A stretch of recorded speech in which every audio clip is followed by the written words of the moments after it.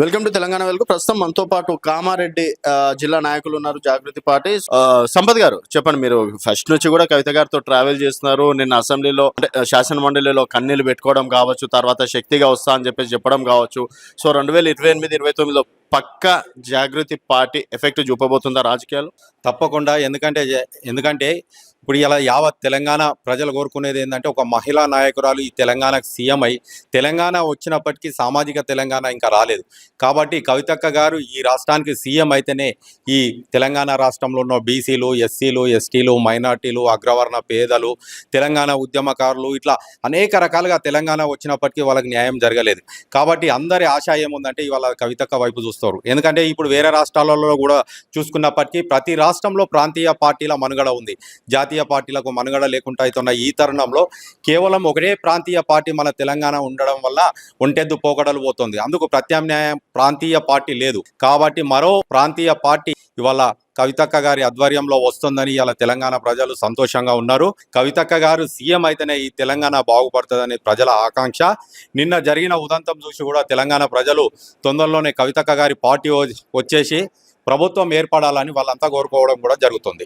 Okay, so అంటే ఇప్పుడు దాదాపుగా బీఆర్ఎస్, కాంగ్రెస్, బీజేపీ ఈ మూడు ప్రధాన పార్టీలను ఢీకొట్టి జాగృతి ఎదుగుతుందా? అంత నైపుణ్యత, అంత కెపాసిటీ తెలంగాణ రాష్ట్రంలో ఉన్నదంటే ఒకటి కవితక్క గారికి. ఎందుకంటే ఇప్పుడు మన రాష్ట్రంలో మహిళా నాయకురాళ్ళు సీఎం అయిన అటువంటి చరిత్ర లేదు. ఇప్పుడు ఇలా తమిళనాడులో చూస్తే జయలలిత గారు కావచ్చు, పశ్చిమ బెంగాల్లో చూస్తే మమతా బెనర్జీ కావచ్చు, మాయావతి గారు కావచ్చు, సుష్మా స్వరాజ్ కావచ్చు, ఇలా చాలామంది పలు రాష్ట్రాల్లో నాయకులు ఉండ్రి. మన తెలంగాణ రాష్ట్రంలో కనపడుతున్న ఏకైక నాయకురాలు కవితక్క గారు అని చెప్పొచ్చు.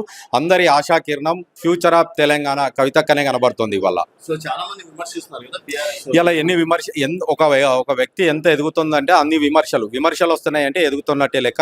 ఇవాళ యావత్ తెలంగాణ ప్రజలు అధికార పక్షం లేదు, ఇక్కడ ప్రతిపక్షం లేదు, అన్ని పక్షాలు కవితక్క దిక్కే చూపెడుతున్నాయి. ఇలా కవితక్కనే ఏకైక నాయకురాలుగా ఇవాళ ఈ తెలంగాణ రాష్ట్రంలో కనబడుతున్నారు. ఇప్పుడు ఈ 3 సంవత్సరాల్లో జాగృతి డెఫినెట్ గా రాజకీయంలో ఒక మార్పులు చేర్పులు రావచ్చు అంటారు. తప్పకుండా. ఆల్రెడీ ఇలా కవితక్క గారు పార్టీ పెడుతున్న నుంచే మా జాగృతి నాయకులకు అనేక రకాలుగా ఫోన్లు మొదలైనవి. అందరు మేమొస్తాం అని అనేక తెలంగాణ రాష్ట్రంలోని పలు జిల్లాల్లో, మండలాల్లో, గ్రామాల నుంచి ఫోన్లు రావడం జరుగుతుంది. మేము కూడా భవిష్యత్తులో వాళ్ళందరినీ జాయిన్ చేసేసుకొని జాగృతి పార్టీని మరింత ముందుకు తీసుకెళ్తాం. కవితక్క గారి నాయకత్వంలో ఖచ్చితంగా ఎఫెక్ట్ ఉంటుంది.